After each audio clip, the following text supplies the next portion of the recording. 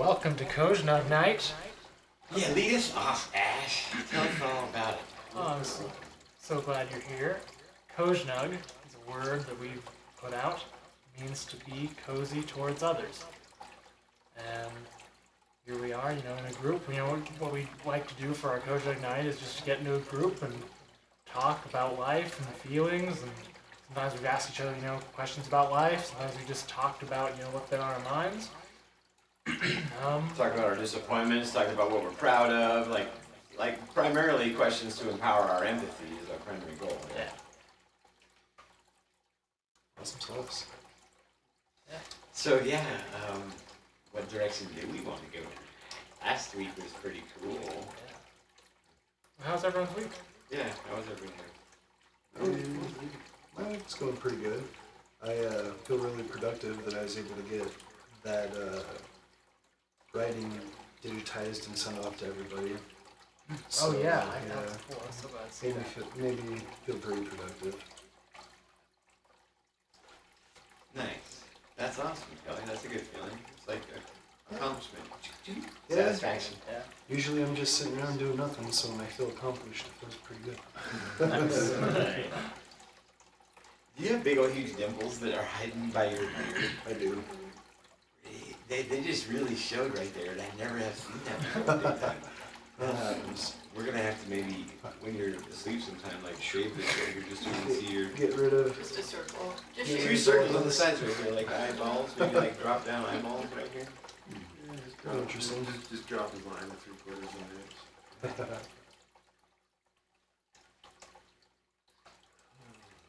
Alright, what do we want to talk about? How about your week? Let's see, my week. We're redoing the whole entire website. We're doing everything. We made a lot of advancement. It feels so amazing how fast we've figured some stuff out. We're really going to focus everything. We've got all these things that we had named. They're all nice names and stuff, but all of them point towards what we're doing right now. Here, where we're actually learning to find that place between where we can get the part of code. So we're really trying to emphasize this is a thing where there's a place where we're vibrating as a receptive, relatable thing versus resistant. And there's nothing right or wrong. I'm not saying there's anything right or wrong with when you're being relatable and when you're not being relatable. We're just saying that when you do want to be more relatable, here are some options, and here are some questions, and and we're just trying to get together because we haven't had this in our lives really where we all get together and actually just try to see each other's stories as a bunch of equals. Well, and when you want to get together and do things, it kind of dampens the need for extremism or radicalism that is almost necessary as a driving force for an individual to try and accomplish the same amount. Because any single amount of change in my life is I have to be radical up against my perceived belief that just tells me I can't do it. To really tap into that true strength, I have to go in and radically challenge my perception that I had a limit there to begin with. Well, Lincoln makes a good point, because one of the things that I had to do when I broke free from my sovereign citizen program is I had to kind of become extreme in my own self, because I was in some pretty deep programming and I had some pretty core beliefs that I had to change when I was freeing myself from that. And so doing that and then finding my two friends that I started self-determination with, that radicalism and that extremism kind of was pushed down in the sense of I can't work together with other people if I'm so extreme in my thinking and I'm pushing those extreme thoughts. So I have to kind of tone it down a little bit to be able to kind of words are, they elude me, to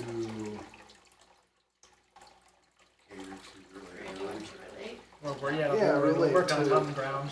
yeah, to be relatable. Does it feel like this, Kelly? What I I was in my really super fundamental religious phase in my life, I had this idea that, how do I say it? Because I don't want anybody inside of religion right now to think that I'm actually trying to challenge their beliefs, because I'm not at all. I'm saying from a starting point right now, everything's okay. In the now, in the present moment, everything's okay. That's where we're starting. That's where relatability starts, is what I'm saying. That's what we're saying. It starts right there. We're babies at it right now. Look how much babies we still are at the, we don't have all of our stuff all figured out. We're okay. We like the idea of just doing this organically, that whatever pace we whatever, and we're always gaining all these new little nuggets, and the things we talk about afterward are all just so valuable. Well, this thing I got from my religion, my deeps, my depths of standing up for this this belief that it was so enamored. It was like the most important belief ever, possible. I mean, it literally drove every single part of my entire existence. The belief that I knew that I had this truth of an understanding of how it all worked. Wow. And then starting to see and be willing to actually ask myself a question that would just challenge every single aspect of what my most fundamental core beliefs were. Well, this process of going through this, I don't even know how to put this into words, what I'm trying to say on this. I might come back to it, because it's developing for me even now as I'm trying to put all these puzzle pieces together even more than I have before. But the value of being able to actually just stop everything right now and say, hey, I can be okay with the fact that everything's okay. If I accept everything that everything's okay. If I accept everything right now that everything's okay. Is it really? Is everything okay in the now? Is it really okay? Is it? If I keep going like this and I keep on asking myself if everything's okay, at what point am I going to say no or yes? If I just keep on asking myself, well, it just seems like everything's still okay. Well, I'm still able to just sit here and ask myself the question. I mean, everything just keeps on. So what is really wrong with anything in the present moment? Now, if we're hell-bent on actually supporting some cause, then we're ambitiously approaching people and we feel like we have this need to proselyte to them. Yeah.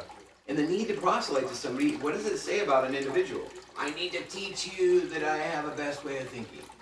I need to teach you how exclusive I am. I need to teach you that all I know is to walk around and say, everybody needs to listen to me because I have a most exclusive way of understanding truth, and you'll eventually come around to my special way of seeing things. Well, I mean, Highly relatable, right? I've observed it's kind of just a principle of consciousness in general that it is contagious. It's always trying to gain agreements with other consciousnesses. Yeah. In order to further fulfill and Constantly looking for allies. right. Just like and supporting energies. You know, Right. because as soon as another person jumps onto an idea, that idea gets bigger. That idea gets more Like-minded real. individuals. Right. We strive to be around like-minded individuals. Right, and that's because of the contagion concept of consciousness. It's constantly trying to expand itself, and it's collaborative based. I agree with that. Yeah, Collaboration can be pretty contagious too. Well, all that is the group think of the same principle. Right. Once you once you create the what you call it, pre-told The egregore? yeah. Once you create the egregore, now you've got your own entity that is the creation of the consciousness is contributing to it, and so it's going to carry and have its own desire to collaborate with equals, which is maybe other groups of similar size, standing, and goal. That makes sense. It's a purpose. But it's the same principle, just scale. That makes sense.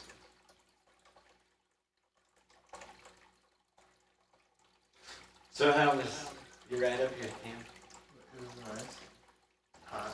I don't have AC, but it's nice. I did that last year. I did that last year.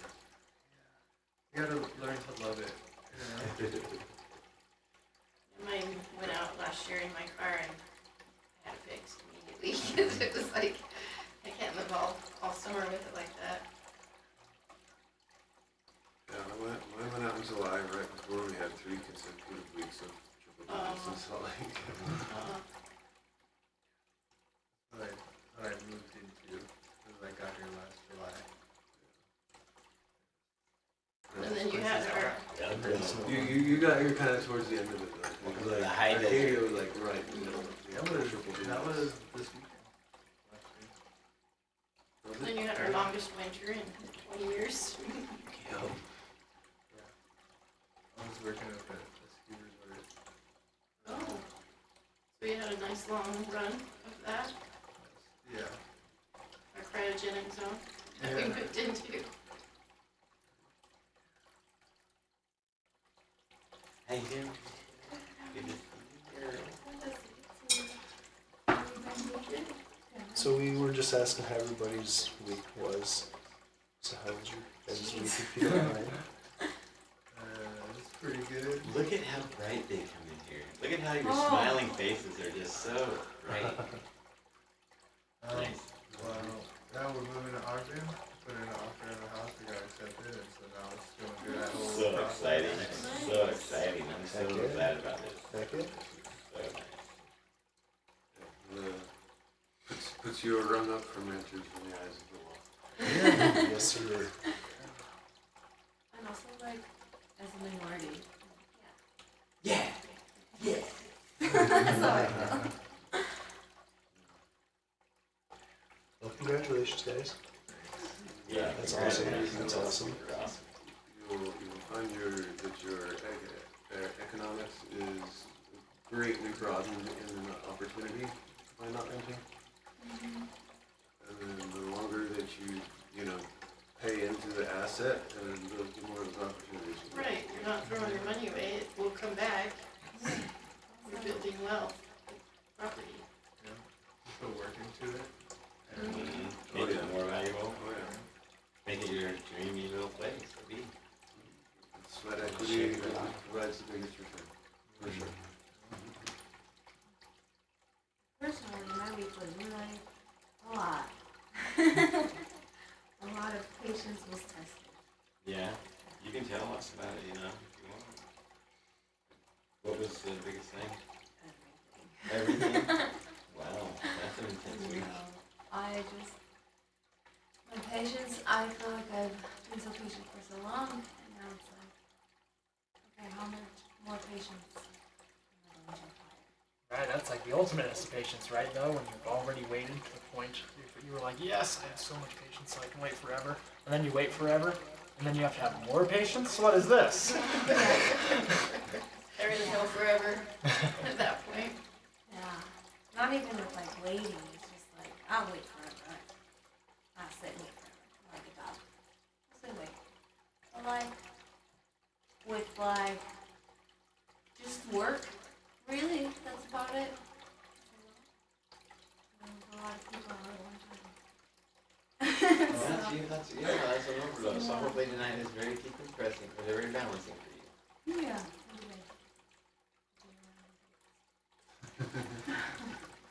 He's around a lot of people. They're tiny people. They're not I'm around a very lot of old emotionally people. mature yet, or socially You've mature got the yet. young and I've got the old.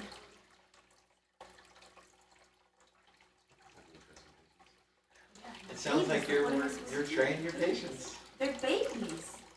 I have to be patient. They are babies. I have no choice. Yeah. It's funny. It's funny to you, I'm really sure. Well, no, it's not. I don't know because I feel your intensity of the stress of it. Anyway, I was really personal. Good. Good. Working is cool. I love working with trees. I'm learning more all the time. And it's like a constantly shifting, changing situation. Like just for the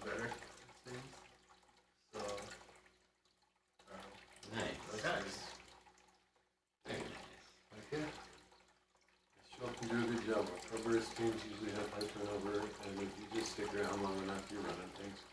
Yeah, it's already, it's like that. I know. And I've seen it in a couple different states. It's pretty consistent. That's a very active thing. Like you're Oh, no. I mean, you climbing trees all day, Oh, or getting yanked up. getting yanked up then by some. When you tie a branch off, And it pulls. and you don't really guess its weight correctly, and you're going on the other end of the rope, and there's not a second person. Sometimes you end up 15 feet up the tree faster than you ever could be. I want to see a video of this. It was a lot of fun. It was a whole lot of fun. That's good. Hey, Melly, you want to come in here and join us? Needed a few people Hi. today.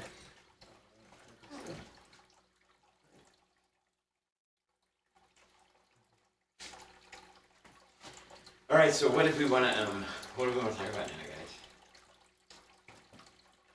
Does anybody have any good ideas? I really liked how you talked earlier just about the simple question of just asking yourself, do I believe everything is okay in the present moment? Because if you answer yes or no, yes, great. But if no, you can then ask the following question, well, why? And since immediate, you can immediately find an action to make your life better and more enjoyable because you immediately know why you're not enjoying this present moment. Wow, yeah, so you just immediately brought new like a level of awareness to yourself or whatever. And it's like the key for the procrastination lock. Right? It puts you right in the present. I mean, if you're in the present, it's like, well, there's nothing you can do about tomorrow or later. It's like, what difference it's now or never. Mm-hmm. You know? Makes it real easy to quit with the tomorrows and the laters and the whatevers. You know that actually, I'll mention this because that just made me think of this.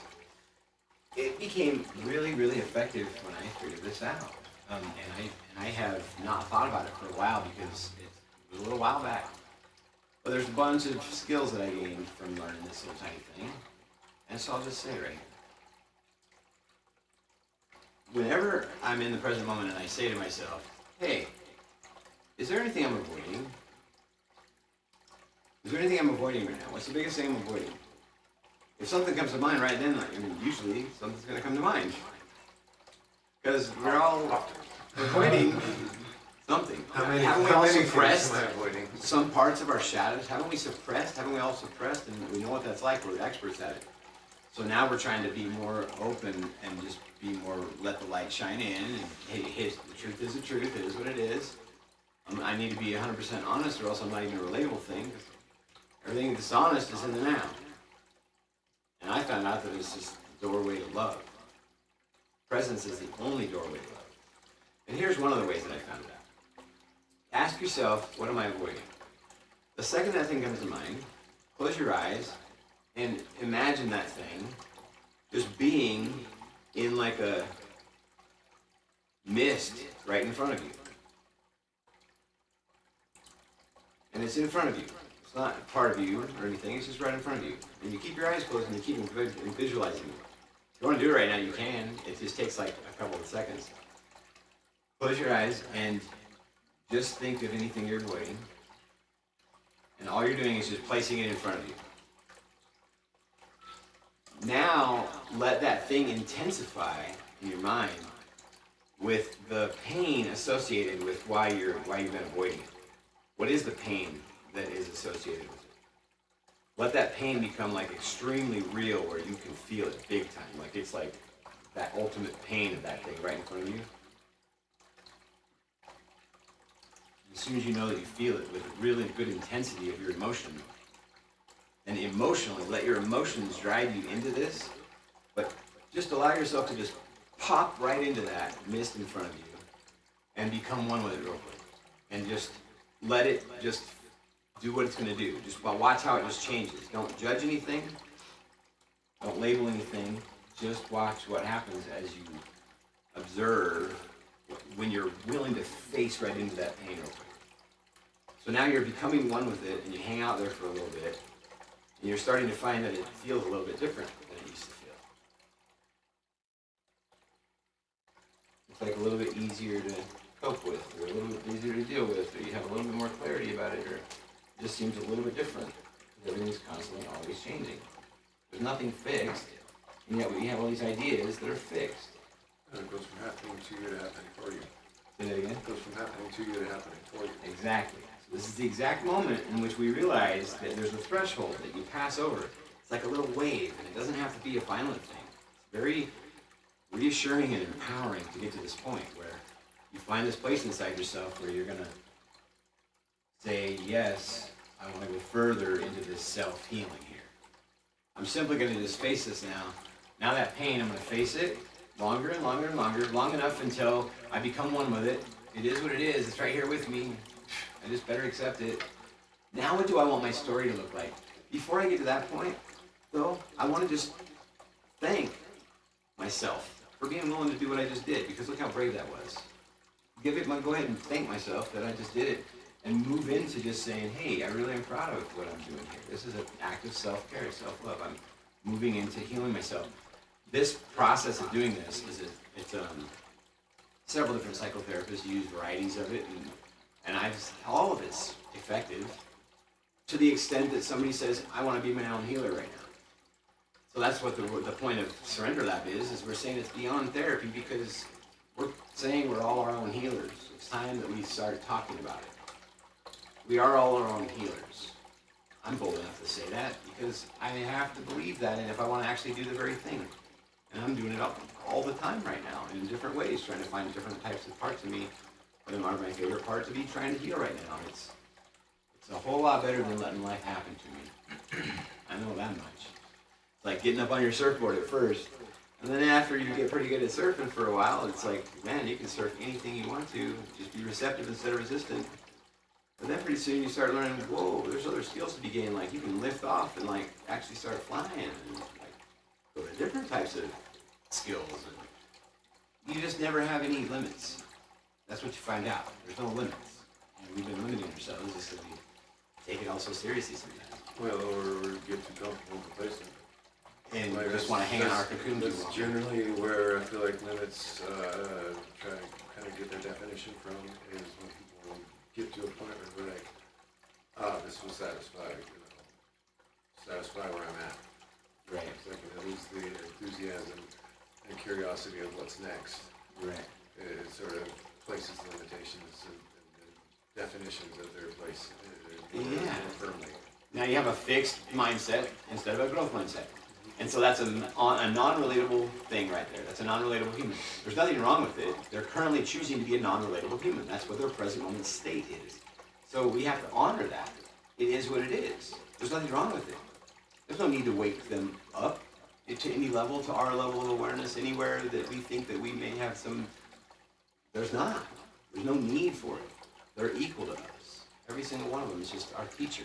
Every moment with them can be instructed. I can say, you are the only unique you that's had your unique experience in life. That makes you the only single person who could teach it to me. You're the only one.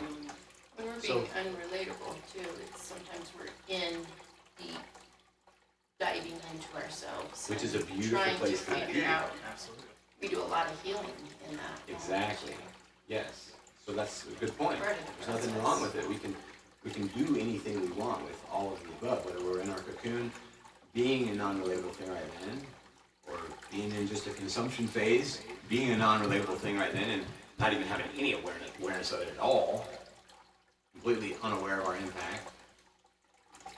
Well, I mean, there's enough people who, along the way will isolate for, to find themselves and find their focus and, to assess the role that they're playing and which parts of that, are things that cater to them or actually maybe interfere with them. Be able to make those adjustments to character and then be able to come out and say, no, this is what I'm going to be. And resume the relatability and the inclusivity and the participation. Yes. Now you're tapping into true strength instead of propping up any amount of false empowerment that has emptiness attached to it. Well, when you go to that introversion with that intent and purpose, it's you're now writing your own program instead of being subjected to your environmental program. Exactly. Now you're actually knowing that choice is a real thing. Yeah. Oh, choice is legit. I'm not just destined to. I have this where I can gain another level of awareness where I realize that, oh, choice is a real thing, like in every present moment. Wow, that must mean that I have the ability to manifest every single present moment. Well, isn't that what's really happening? And when you gain enough awareness, we're all manifesting what we really want. If you're sitting there complaining in line at the post office that your stamps cost too much, everybody's being impacted. And you're not even aware. Nobody likes to be around a complainer because it's just not a relatable action. Now, there's nothing wrong with it. We have to let go of the idea that it's wrong. I don't have to wait in that line. I don't have to be there. I can do whatever I want. I can take my awareness anywhere. There's complainers everywhere. I don't like to be around them because they're just not very fun to be around unless I'm trying to gain some certain type of understanding. It's not finding a solution, it's just complaining about the problem. It's Acting not- like it's- everybody's it's that state of forward complacency. movement. Yeah. The state of acting like it's a fixed thing instead of realizing that the now is the most real thing and everything's constantly changing and I have power now to do whatever I want. Direct act of laziness. The direct right? Act of laziness. Yeah. Because It's easy to sit there saying you want more complaining is a money. form of laziness because it's not putting any action in anything. It's just Right. sitting around and doing nothing. Complaining. So, And, But it and is. sitting around and wanting that money. yeah. That's what I like about it. It's easy. Just sitting there, rocking back and forth, wanting that money. Right? Thank you, Jackie. Oh, so good.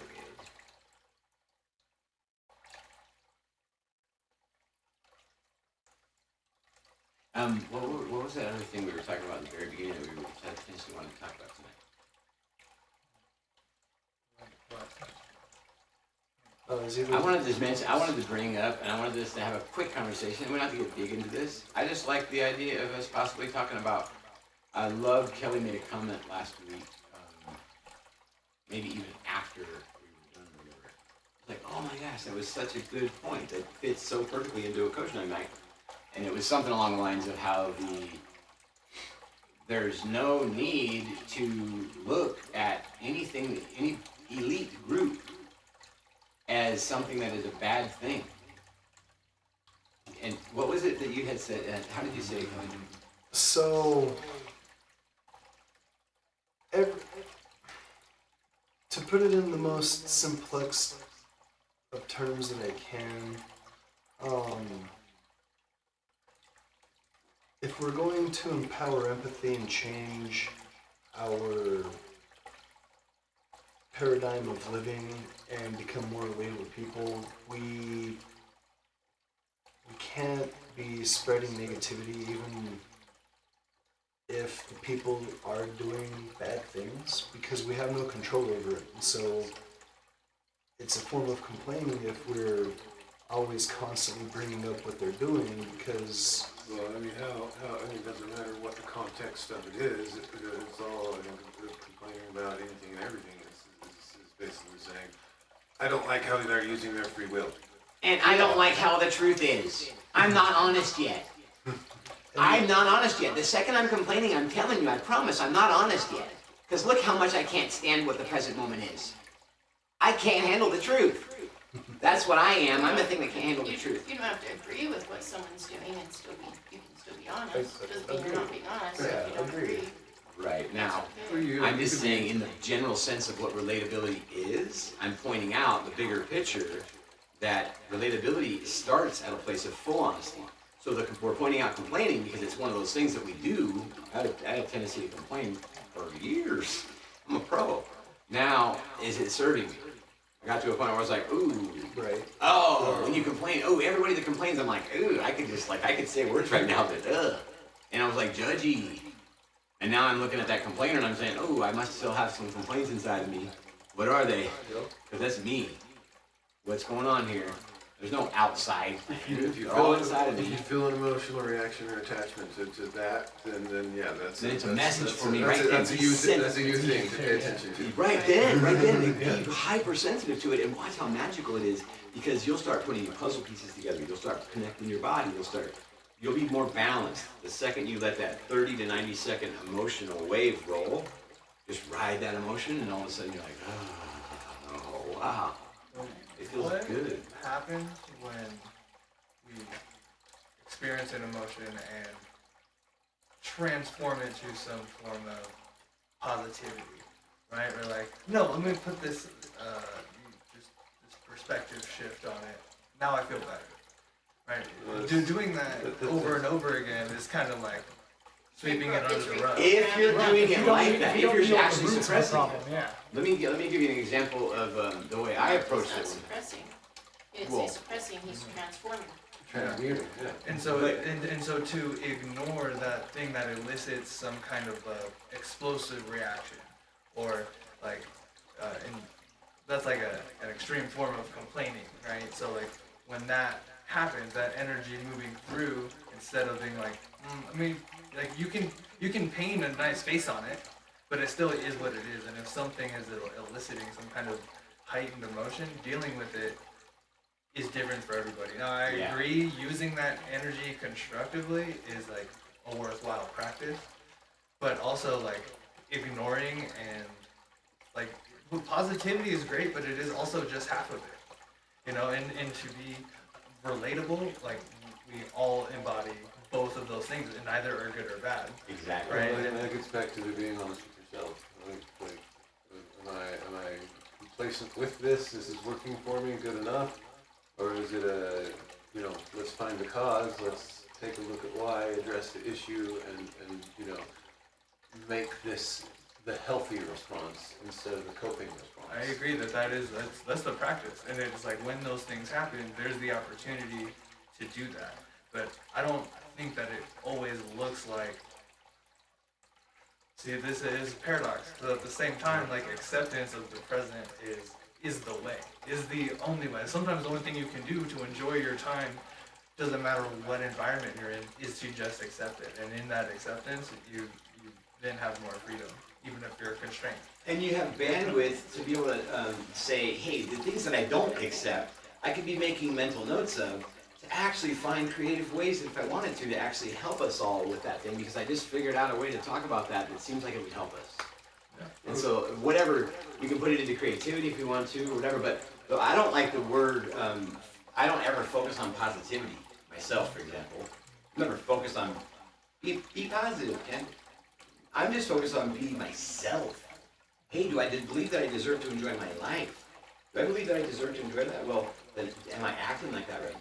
And If I'm you're a very selfish. negative person, What's that? but if you're naturally a very negative person, Then what? you would want to be focusing on more positivity, because some people do tend to be more negative. You Right. don't, you haven't, so you just can be yourself, but Right. yes, some of us have grown up in environments Well, that that's a lot of reflection, and again, kind of chewing into the so present. yes, what's positive, what's the positive? Yeah, I think that really comes down to the like, idea that we need to be positive is just that there's some sort of a trigger that we're saying, oh, I'm triggerable on something, and so I think I need to either a positive or a negative response to this. But in all reality, when you focus on a triality instead of a duality or polarity, What about a healthy? then all of a sudden we're right above it and we're saying, oh, I could choose any, I could turn the create this into meaning out of this I wanted to. And it's in that moment that you start cresting on the wave. And then you can pull back off of it or ride that wave if you want, or you start learning how to actually gain real control over this thing. True strength instead of false empowerment. We've been propped up false empowerment our whole lives. In every single where that you look right now, open up any device anywhere, false empowerment everywhere. That is the norm. It's all a bunch of bullshit. That's why we're talking about it. There's a difference between false empowerment and true strength. True strength comes from within. Period. That means you gotta learn about the present moment. You gotta accept the present True moment. strength does come from finding empowerment elsewhere. Yeah, of course. You can gain it anywhere you want to. You can gain it in your most. Where well, there's sure, you know, like your love for your family could give you some insane empowerment, and that's something, you know, outside of yourself, right? You know, that's, you still have to have, you can recognize that that strength is still from within you. Your love for your family brought you that strength. Yeah. and came from whether it's false or whatever, it came from somewhere. So it's okay. Well, it's just, if it's just your experience, it's just your experience. Anytime you encounter an oxymoron, that's a place where your conscious decision defines whether it's the one side or the other. Exactly. Now we get to determine that we're the ones creating the meaning. So if we're the ones creating the meaning in the present moment, stop and just think about that. You don't have to think about it for very long to realize where your real true power lies. Look at how I've been really avoiding seeing how powerful I really am. because there's some fear. And there's nothing wrong with having fear. But what is fear? A mind killer. It kills everything. It just sits there and tries to act like everything's fixed. Hey guys, be afraid. What the hell is there to be afraid of? Really? Fear is the What's there to be afraid of? Really? Fear is the action obstructor. Exactly. Can you say it again? It's a proactivity. Fear is the action obstructor. Yeah, like looked at a proton and just said, wall. No, you stand right there. I'm gonna call you a fixed proton. You can't move right now. Is that what consciousness is saying when it's interacting with the field and then just like creating matter? Well, in mechanical ones. Because if it's just this wave, this fluid soup that we're in, and then it just like through focus and attention and awareness, just like coalesces this stuff into particles, consciousness interacting with itself, like giving it form. It's like, yeah, we're just not. Yeah, That's that is- historical precedent. Exactly. Yeah, I just see.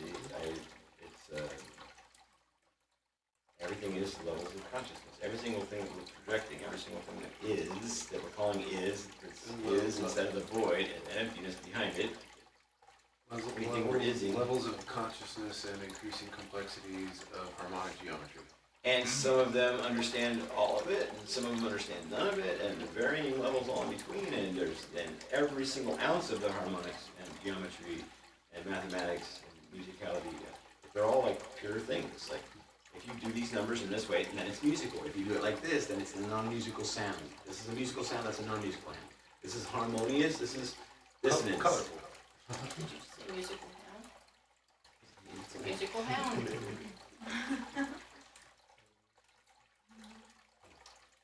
So, talking about ignoring things and what you were talking about, I really like what the old Stoics had to say and their Stoic philosophy. Basically, don't focus on what we can't control because then we basically become a slave to it.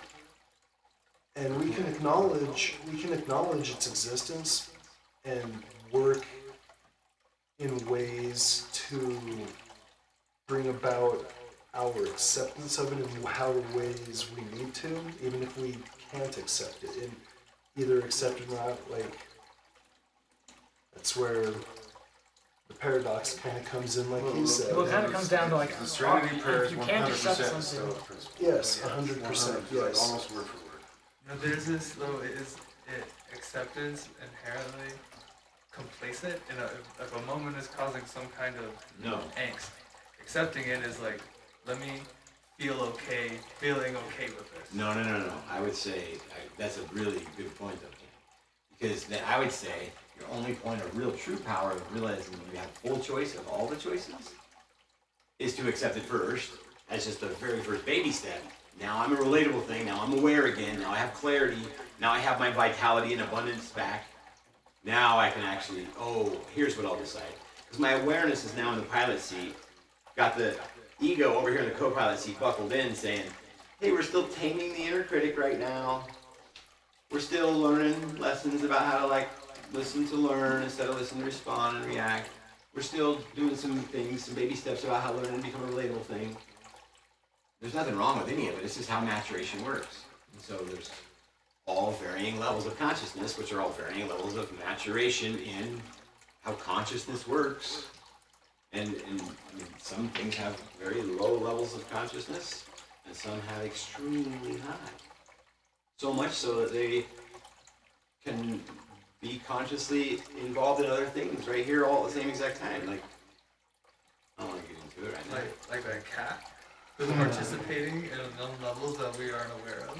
Right. Yeah. Or So trees, anybody or who all knows these cats plants. well knows what you're talking about. So, I wouldn't necessarily say that acceptance is complacency, because, for example, I accept that there are special interests in dark money that have a lot of influence in running a lot of Western societies, corporations and whatnot. I accept that, but I'm not complacent about it because I'm trying to figure out ways on how I can be the change I wanted. be in the world to show other people that hey, we don't need to necessarily do things in this kind of way or rely on those kinds of things. And so complacency, I think, would be more of an acceptance to the level of the direct act of laziness. It's acceptance to, oh, well, whatever, I can't do anything about it, so whatever. And it's like, well, there are many ways to do things. Hello. Well, Like- when you say it that way, you've disabled your ability to do anything about it because you've put Thrown out the this, possibility. you've put this framework up that is that things are going on in a level or in a way that you cannot, possibly influence. Yeah. And that eliminates, the possibility of that from being manifested. I agree with that. So that's a big problem. Restrict it to a small problem like I'm hungry. And Right. so You can I accept that and then decide if you want to change it. right, so I can be complacent and starve, or I can take action and feed myself and then not be hungry anymore. But it does start with like acceptance, because if you don't accept it, then it's just like If you don't There's accept also, there's more to if it. you don't than accept just- it, you won't and or can't do anything about it. Just build up. It's like you see, like the some of the big money dark interests and all the conspiracy theories that surround them, and ultimately none of that shit matters. None of that why matters because it's observable. The things that they have done or acted upon, or frameworks and institutions they have created that have had the effects that we're now in the present dealing with. Yes. Doesn't matter why. They may have had the most wholehearted intent in the world. We don't even know that. We just know the narrative that's been created around the propaganda that's spun around it that some people try to use to draw attention to it, etc. Fact of the matter is, we know what the problems are. Doesn't really matter where they came from. But when we can see that the problems exist in present state and are observable and can be shown to just about anybody, they are real. But because we can see them, we can now address them and do something about them without having to worry about who or why, or trying to lynch people, or mob mentality idiocy that surrounds the we gotta get them attitude, or we gotta beat them, or we gotta get rid of them. It's like They've no, been fucking us, so we gotta fuck them. Right. Like a competition or a war, like everything has to be violent all the time. Like everything has to be this or that. Right. The current justice model built on the idea of retribution, at least in the state of Idaho. I've got a transcript to prove it. Well, and see, that kind of ties into what Ken asked and brought up about, like, the elites and things like that. Me personally, when I accepted that those forces are out there and there's those groups of people doing those things, when I accepted that, hey, I'm technically a peon in this system, my representation's kind of a fraud, I don't really count, my views are kind of way out in the cosmos compared to most everybody anyway. And so once I accepted that that is the way that it is and how this system has been set up, my world 180. I don't know how to explain it other than like the universe opened up to me and things just started happening that I never really thought would happen. And I really think it's because I took the mindset that, you know what, these elites, these dirty elites, whatever I've been told my entire life by my dad and his best friend, and what the internet tries to tell us all now, like Lincoln said, that's all irrelevant. We're all still brothers and sisters. We're all still humans on this planet together. That's the point. And so, We're together. if I hold anger and resentment toward them, I'm holding anger and resentment toward my family and myself ultimately. Like I brought up after the discussion last week, my brother's kind of a butthole. He's a dick. To take what we're talking about now, if I was to put my rage and anger toward my brother that I used to have toward the elite, there's nothing but contention and division. Even though he's a butthole, I can still be the bigger person here and walk the higher path of, well, you know what, I expect that from you. It would be foolish of me to get angry at you because I expect it from you. There's been an observation Yes. You don't necessarily have to even expect it. You can say, oh, this has been the pattern of the past, and I've seen nothing that True. to indicate that any change has been made, so that is the pattern of expectation that they have created for themselves. Yeah, I would say so. Expectation might not be the correct word. Well, you can actually have all those conversations with yourself and then get to the point where you're like, hey, well, now what do I want to actually carve out? Because the way it is, I'm not really satisfied with. Look at how I'm talking to myself. It's an area in life I'm not enjoying. Yeah. Wait, can I enjoy this somehow? What can I do? What can I do right now? Well, what helped me is when I started asking these kinds of questions, I also asked, where does my energy go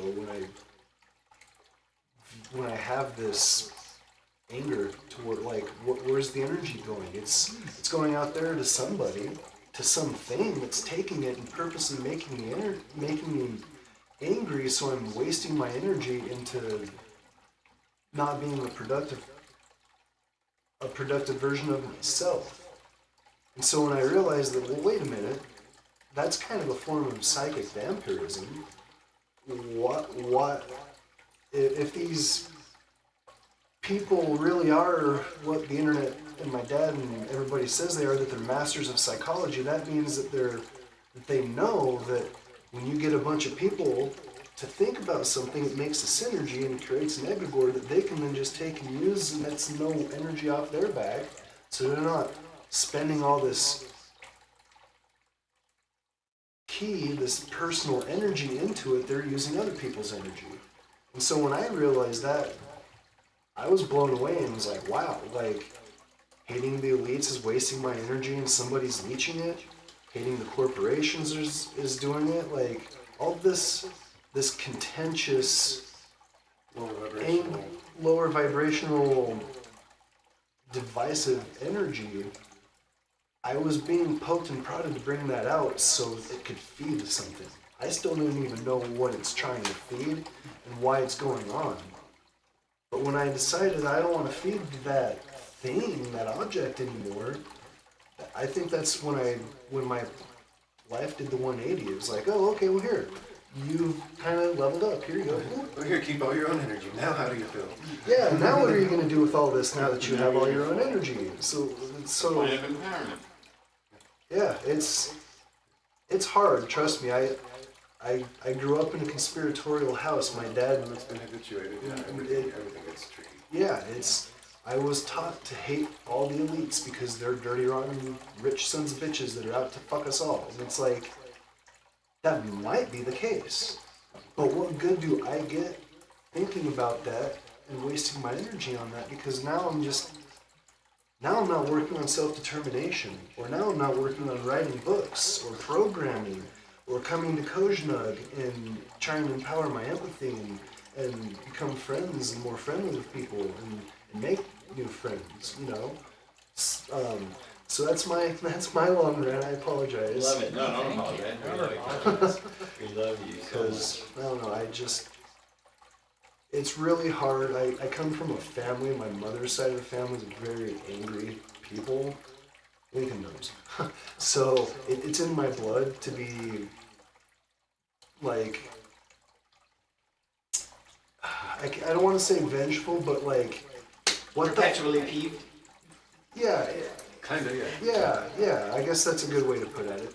So I get it. It's really hard, but it's taken me 12 years, and I'm still trying to learn how. That's why I'm coming here to try to learn how to empower my empathy. Is because for years I'm like, I'm an empathetic person, but until I actually stopped hating on all these external things, I couldn't really empower that empathy that I was telling myself and everybody else that I had.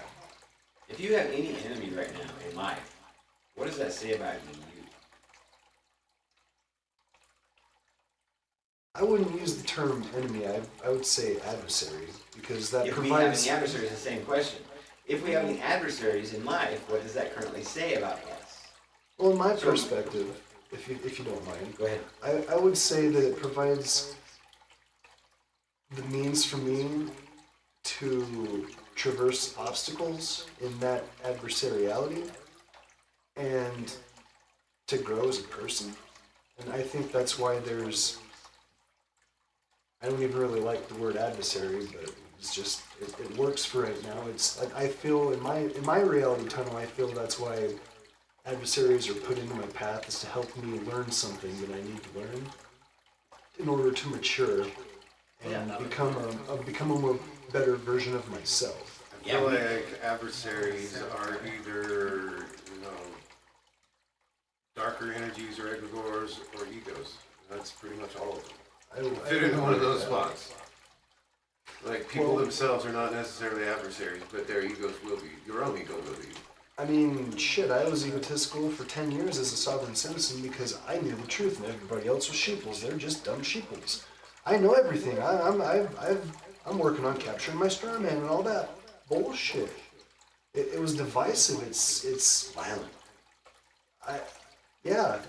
To get back on last week's topic of violence, that's a kind of a violent mindset to have, that I have this knowledge so I'm automatically a level up on people. It's like, no, that's not empowering Or inclusive. or relatable. Like, It's like feeling like we need a proselyte. that's the kind of stuff that the people who really run the show for millennia, that's what they've been doing. It's like Brenda said, everybody's a Democrat until they buy a house. Yeah, my girlfriend's mom said everybody's everybody's a Democrat until they buy a house, because she was a Republican, and it's like, well, I guess she's not wrong, but yeah, like, I don't know, I just think I think the easiest way to start empowering ourselves and our empathy is to do what Ken said and just ask questions of ourselves. Why am I angry at this? Where does my energy go when I'm angry at this? How does that benefit me? Does it benefit me? Can I put this energy, no matter what kind of emotion it is, can I put this into something more constructive or productive in my life? Or can I focus it into some kind of an idea with other people that we can work together to try to make ourselves and our families and communities a better place? You just described the way my friend Cam talks about the Y ladder in psychology. There's clinical psychologists who read that all the time. But the Y ladder, just walking up the Y ladder. Well, why did I do that? Well, why did I do that? Well, why did I? Just get all the way down to the impetus of That's why is one of the things that helped me become as skeptical as I am now, and that skeptical mindset saved me from prison, because I would have walked the path of a sovereign citizen and sent myself to prison, because I was down that road. I was going to repatriate the lawful government of the Republic of Utah and all this nonsense crap. So congratulations on me now. well thank It's you. like you escaped the cultist.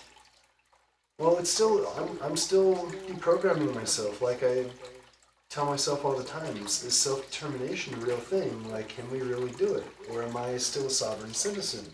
Is the government going to look at me as a sovereign citizen? Like, but I don't care, because that empowers me. It makes me feel good to think about, well, I can come together with people, just like the Founding Fathers did, and determine my own destiny. That makes me feel good. So I keep doing it. Beautiful, thank you. Yeah, thanks. Sorry for the rant again. No, don't. Tune out. Apologize. You know you don't need to All of us have a rant inside us, I'm certain.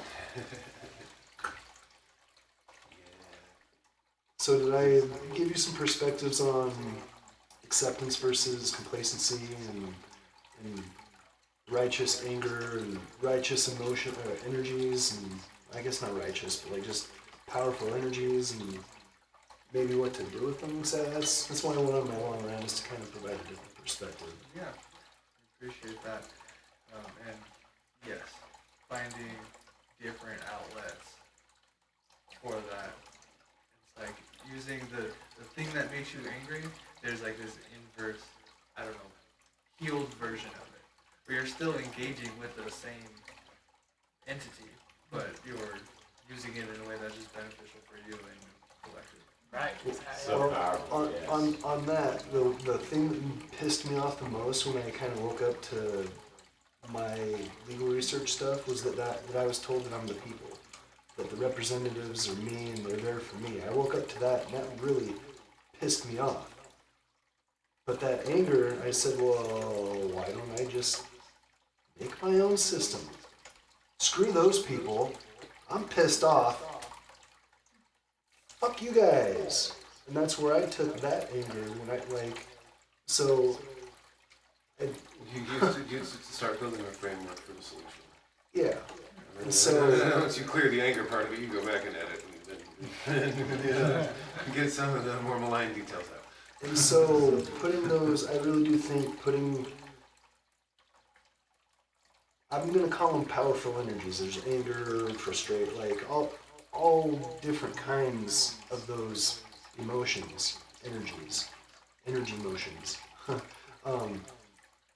I think no matter what they are, as long as we put them towards something we feel is going to actually benefit us positively and better our lives, is what we should be doing with those energies, no matter what they are. That's just my perspective on it. I think it comes down to how you engage with those energies. It comes down to the energy itself is not biased. It doesn't want to go any direction. Just because it's anger doesn't mean it wants to do destruction. Yeah. That anger is just It's anger. it's a frequency, it's just and there. you can utilize it. Utilize it and express it in personal action. You know, like write a thing, record a thing, draw a thing, create. Yeah. And then you know, once you've got that out, come back and reassess what you've done with a rational head, and you can really turn it into, you know, valuable things that are inclusive and are relatable.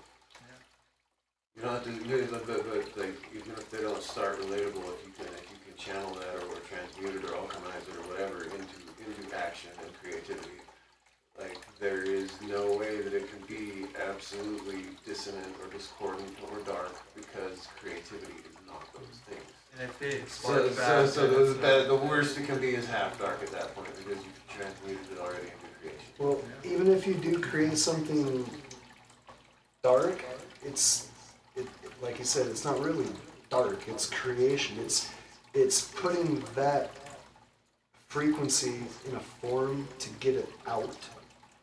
And other people might have a relatability to that frequency. And that's where that dark can become light and help people. So I agree with Lincoln 100% on that. Like, not being afraid of the dark is like a necessary component. You think fear about fear itself? Yeah. Be friends with the dark, because it isn't the things that get associated with it aren't the entirety of what it is. I mean, you're not just the yin, you're not just the yang. I mean, it's just like, it's basically a two-dimensional depiction of the DNA sequence, you know, like the whole thing is you. It's on the inside of us. So It's on you the might inside as of well us. recognize it, so that, you know, you don't tear yourself up about it when the expectations aren't met. You are this, you know, pure being of whatever, and then you go do some ridiculous crap that you know, offends and hurts people. You know, and you bury yourself in a hole over it, you know? Like, It's like at that point, you paralyze yourself from rectifying damages or harms that you caused, and you know, like, rather than accepting that, oh, this is a part of me that you know, needs to be balanced out. it's not like one or the other, we're one and then the other and then the other one again. It's like through engaging in that process consciously, we get to go through that point that was once really destructive. You're still gonna deal with that same energy, but doing it differently. Yeah, and then that's an experiential thing. Like, the more you encounter that and deal with it in different ways, the more broad your tool set becomes for being able to, you know, channel that into a different direction. So Ken talked about triality and a triality existence. To put it into what we're talking about, positive and negative, dark and light, both of them together, and you get balance. So if you can try to keep a balance between the two, that's already living a triality way of existence more than just trying to be positive or negative, because in my own experience, the more positive or negative I am, my life tends to become hectic. But when I remain balanced and try as best as I can to balance the two, life's just easy peasy. Because you know that you're the middle part. You're the middle part holding it all together. You're the neutral that end all. You're all. Positivity, negativity, acceptance. Yeah. Or light, You're dark, very light. Acceptance, yeah. You're both and neither, and That's where the triality. Mindfulness, That's where acceptance, goes. yeah. Observation. Now I'm aware. Whoa! Look at that. I'm aware that all that's there. And then you've created the first Platonic solid.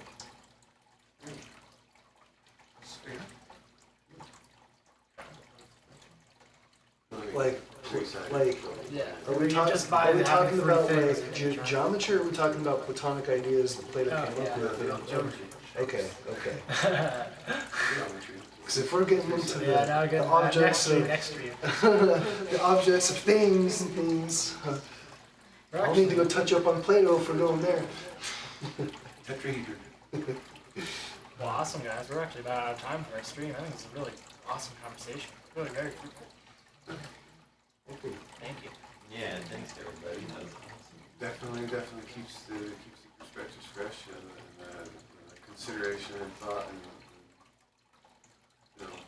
relatability. It keeps us pointing at this on a word great- on a COZSNUG, great which level. means relatability. Yeah. It's like, hey, isn't it time for us all to start focusing on actually seeing anything outside of us that's actually happening on the inside of us? Just practice it for a while and watch how beneficial it is to receive instead of resist. Look around you. The universe is your mirror. Exactly. Receive. Then all of a sudden you're feeling COZSNUG. Or maybe not even your mirror, maybe your hologram.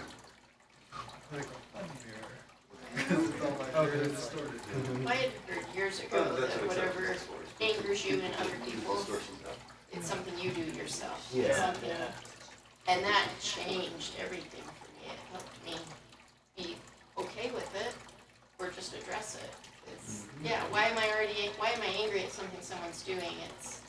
There's something that's triggered that, and it's usually myself. That helped me let go of so much of that that I'm seeing in outside. There's that first initial emotional reaction response, then that means there's some reflection to be done. It's me, yeah, it is Right. us. Instead of pointing fingers, which we all When we point complainers one love to do, finger, they want to there's point three all at everything. pointing back at us and one to ground it. That's something my dad told me. It's stuck with me ever since. Well, it also kind of ties into the idea of the rule of three, like in witchcraft and in energy and everything, that whatever you do comes back threefold. So, you point fingers, there's threefold back. And, Yeah, grounding it to the ground to make it an energy flow. That's like- cool. That's a good connection. You must point your belly finger. Oh, that looks so bad. Oh, we I can't believe I just did that. Oh, that's so embarrassing. Try Oh, again. Spread your fingers. Can you an emperor to make up for it? live long and prosper. Oh yeah.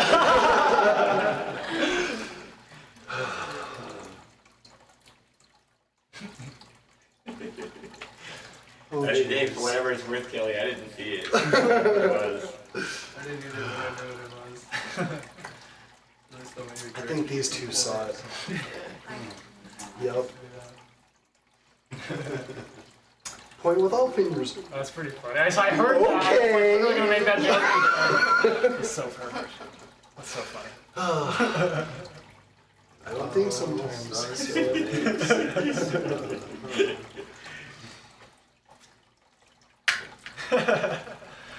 I think we're gonna have to sign it off right there. Yeah, that's Beautiful. Good night, everybody. Good night, everybody. good night. Thank you. Thank you, everyone. I love you all so much.